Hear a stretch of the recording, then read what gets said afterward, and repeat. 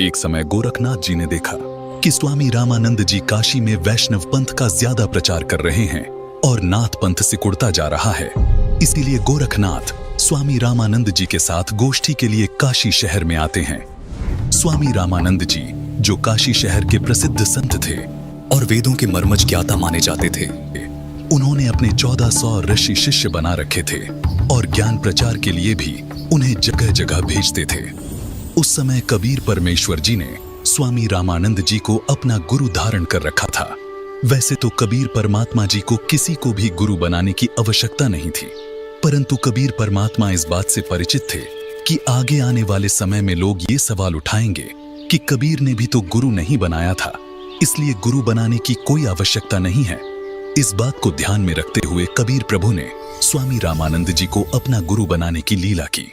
एक दिन स्वामी रामानंद जी के आश्रम में गोरखनाथ जी का एक सेवक उनसे मिलने के लिए गया। उस समय स्वामी रामानंद जी आश्रम में अपने शिष्यों को ज्ञान उपदेश दे रहे थे। अलख निरंजन स्वामी जी। राम राम नाथ जी। स्वामी जी, हमारे नाथ जी बहुत पहुंचे हुए सिद्ध पुरुष हैं।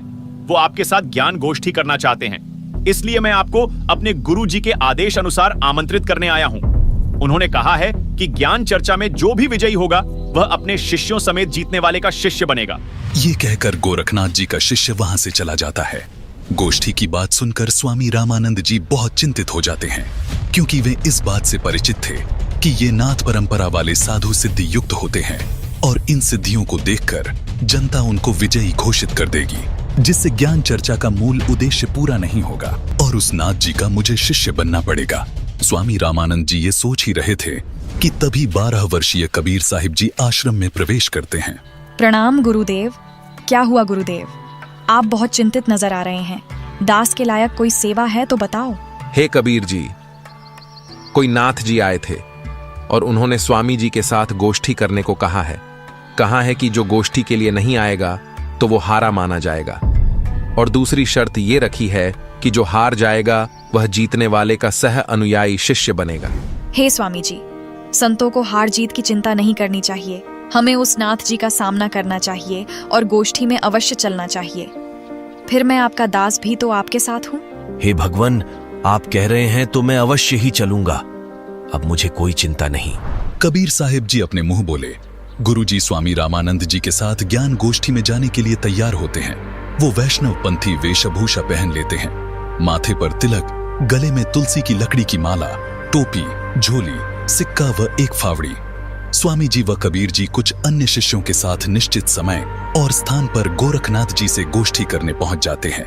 गंगा नदी से 500 फुट की दूरी पर गोरखनाथ उच्च आसन पर बैठे दिखाई देते हैं और बगल में 7 फुट ऊंचा त्रिशूल भी जमीन में गड़ा दिखाई देता है और स्वामी जी के लिए भी आसन लगा दिखाई देता है। आ गए रामानंद जी। मुझे लगा था आप नहीं आएंगे, लेकिन अब आ ही गए हैं तो गोष्ठी शुरू करते हैं। स्वामी जी आसन पर बैठ जाते हैं और एक सुयोग्य शिष्य की तरह कबीर साहिब जी अपने गुरु के आसन के पास जमीन पर बैठ जाते हैं। हे नाथ जी, आप पहले मेरे साथ गोष्ठी कीजिए। अगर मुझे ज्ञान चर्चा में हरा दिया तो ही मेरे गुरु जी से बात करना। अरे तू है कौन? तू छोटा सा बालक, तेरी आयु क्या है और तू गोष्ठी करेगा मेरे साथ? पता है मैं कौन हूँ? नाथ जी, मैं तो कबीर हूँ और मुझे मालूम है कि आप कौन हो। आप गोरखनाथ जी हो।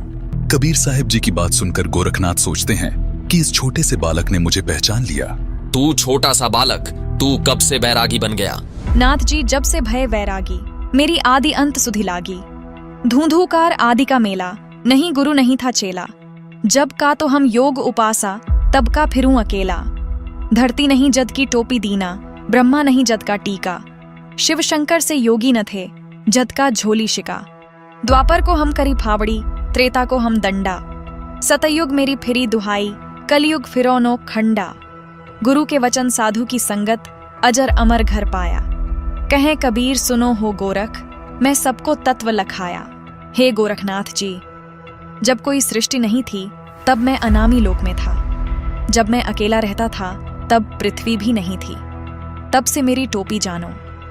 जब ब्रह्मा, आप और आपके गुरु मचंद्रनाथ आदि सब प्राणियों के शरीर बनाने वाला पैदा भी नहीं हुआ था, तब से मैंने टीका लगा रखा है। अर्थात मैं तब से सत्पुरुष रूप में ही हूँ। सतयुग, त्रेतायुग, द्वापर तथा कलयुग, ये चारों युग तो मेरे सामने असंख्यों बार खत्म हो चुके। हमने सतगुरु वचन में रहकर अजर अमर घर सतलोक को पाया।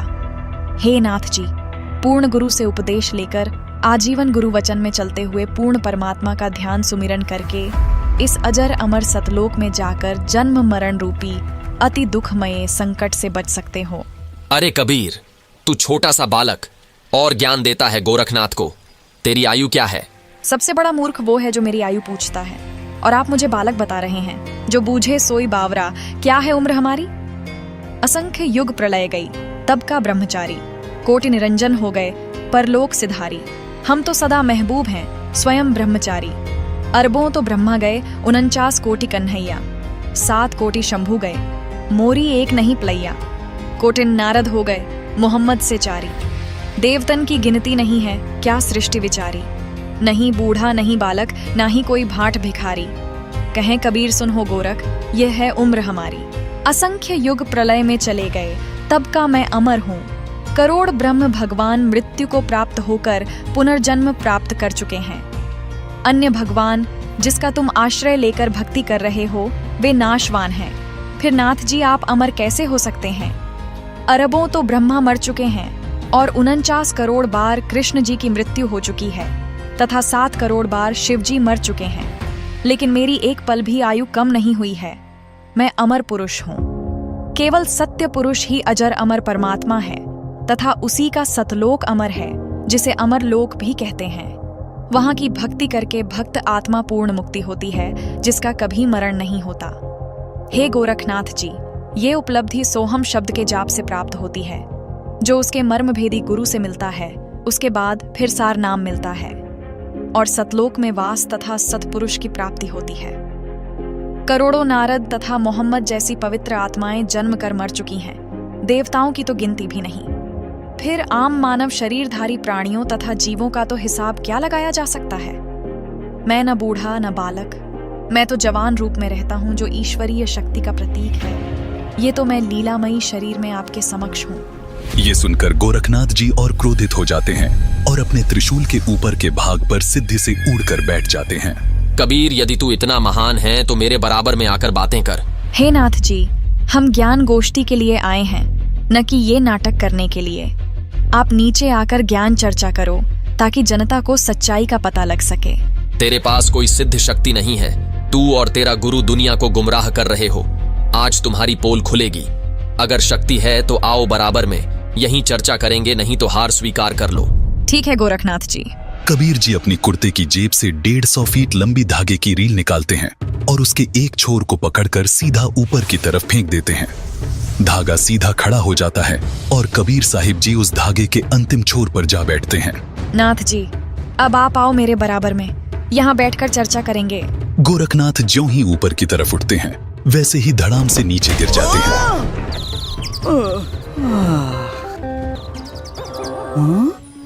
हे कबीर जी, कृपया नीचे आ जाइए और अपने दास पर दया करके अपना परिचय दीजिए। आप कौन शक्ति हैं और किस लोक से आए हैं? हे गोरखनाथ जी, मैं तो अवगत स्थान सतलोक से आया हूँ। मैं तो स्वयं शक्ति से बालक रूप बनाकर काशी में एक लहर तारा तालाब में कमल के फूल पर प्रकट हुआ, जहाँ से नीरू नीमा नामक जुलाहा दंपति मुझे अपने घर ले आए। मेरे कोई माता पिता नहीं है, न ही मेरी कोई पत्नी है, और जो उस परमात्मा का वास्तविक नाम है वही कबीर नाम मेरा है। आपका ज्योति स्वरूप, जिसे आप अलख निरंजन कहते हो, वो ब्रह्म भी मेरा ही जाप करता है। मैं सतनाम का जाप करने वाले साधक को प्राप्त होता हूँ। मेरा शरीर हाड़ चाम का बना हुआ नहीं है। मेरा मूल स्थान सतलोक है, जहाँ सतनाम के जाप के आधार से जाया जाता है। नाथ जी, आप ज्योति निरंजन के जाल में ही फंसे हुए हो। न जाने आपके कितने जन्म हो चुके हैं और कितनी बार आप 84 लाख योनियों में कष्ट उठा चुके हो। यदि आप मेरी शरण में नहीं आते तो आपकी 4 युगों की भक्ति को काल कलयुग में नष्ट कर देता है। हे कबीर जी, मुझे आपकी बात पर विश्वास हो गया है, लेकिन मैं आपकी एक परीक्षा लेना चाहता हूँ। मैं दरिया में डुबकी लगाऊंगा। यदि आप मुझे खोज लोगे तो मैं आपका शिष्य बन जाऊंगा। ठीक है गोरखनाथ जी, छुप जाओ दरिया में। ये सुनकर गोरखनाथ गंगा नदी की तरफ चल पड़ते हैं और साथ में दर्शक भी पीछे पीछे चल पड़ते हैं। गंगा के पास जाकर गोरखनाथ जी गंगा में छलांग लगाकर मछली का रूप धारण कर लेते हैं। कबीर परमात्मा भी गोरखनाथ जी के बाद गंगा दरिया में डुबकी लगा देते हैं और सैकड़ों मछलियों के बीच गोरखनाथ को पकड़कर तथा उनका असली रूप बनाकर उन्हें किनारे पर ले आते हैं। इस प्रकार गोरखनाथ जी ने कबीर साहिब जी को पूर्ण परमात्मा स्वीकार किया और उनके शिष्य बने तथा कबीर साहिब जी से भक्ति प्राप्त की।